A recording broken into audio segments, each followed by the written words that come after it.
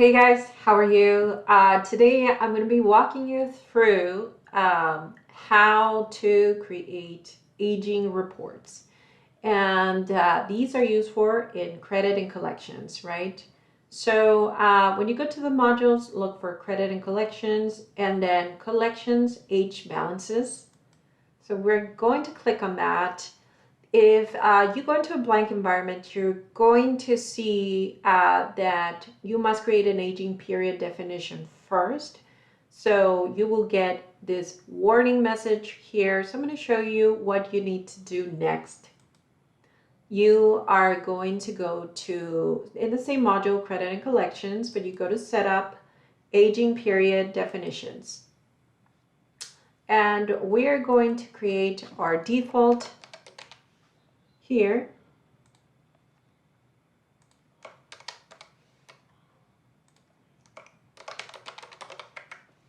And as you can see, it already pre-populated a default table.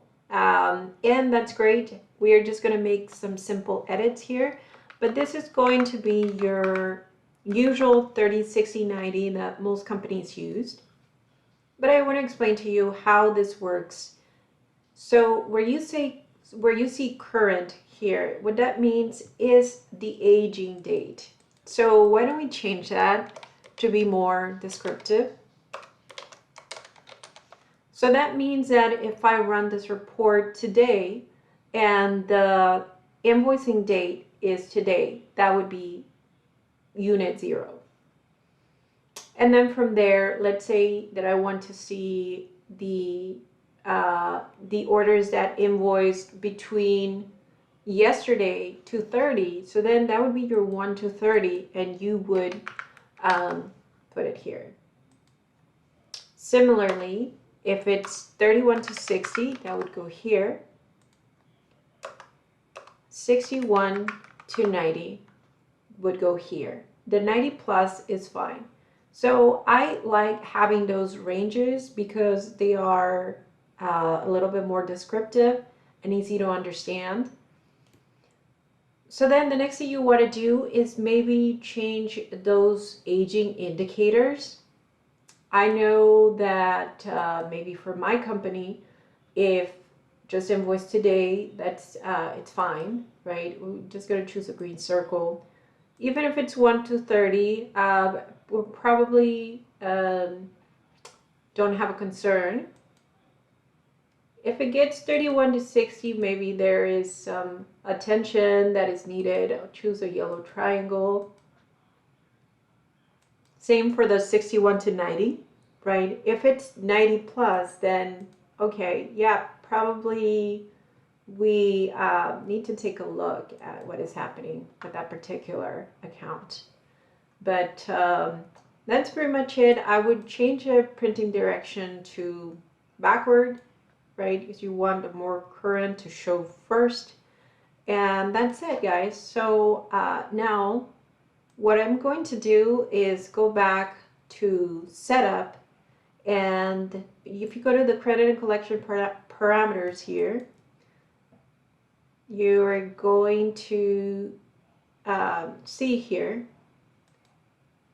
that you need to set up an aging period definition. So make sure your default is set there. And then what you have to do next is run a batch job, right? So if you go to periodic tasks, age customer balances, and make sure you choose your aging period definition that you created. Pool ID, we're not going to worry about for now. The criteria, so make sure you use a transaction date because that's your invoicing date. Otherwise, your report may not give you the results that you want. And we want to update the collection status, include customers with 0 balance, that's fine. So the one thing to know is once you set this up, you probably want to set up a recurrence in the batch job and run this report automatically at least once a day. But we're not going to do that today. We're just going to run it here for now. Click OK. We're going to let that run.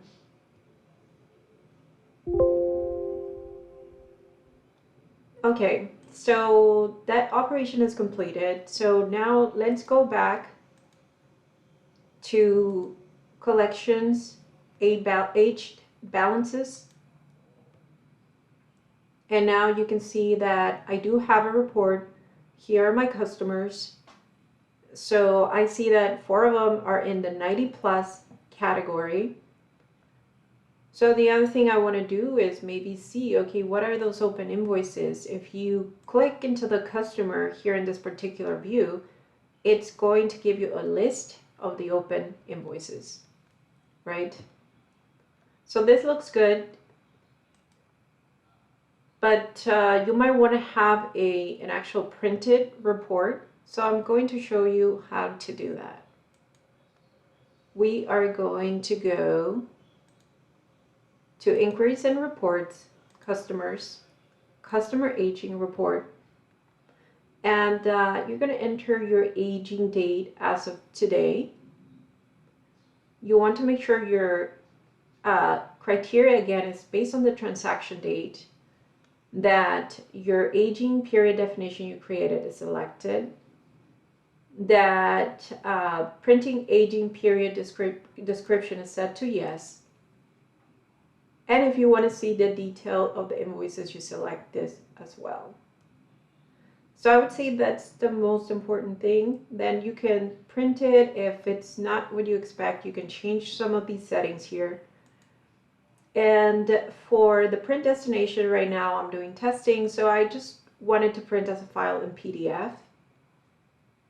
So I will click OK and let that run.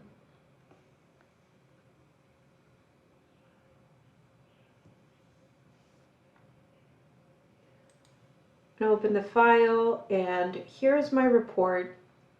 So again, just to understand it and what we did, what we set up, the aging date is anything that invoiced today. When we run the aging, it will show here. In our case, we don't have any invoices today, so this is showing a 0. Then you have your 1 to 30 category. In our case, it's also zeros. Then the 31 to 60, 61 to 90, and then we have the majority of our invoices are 90 plus. So we are going to have our collections team see what is happening with those particular accounts. And so this is a PDF report. The other thing you can do is, instead of selecting a PDF, you can set your report to download to an Excel file instead, if you're going to work with the data. But yeah, guys, that's it pretty much for this particular video. If you have any questions or comments, feel free to put them down in the comment box below. Thanks, and have a great day. Bye-bye.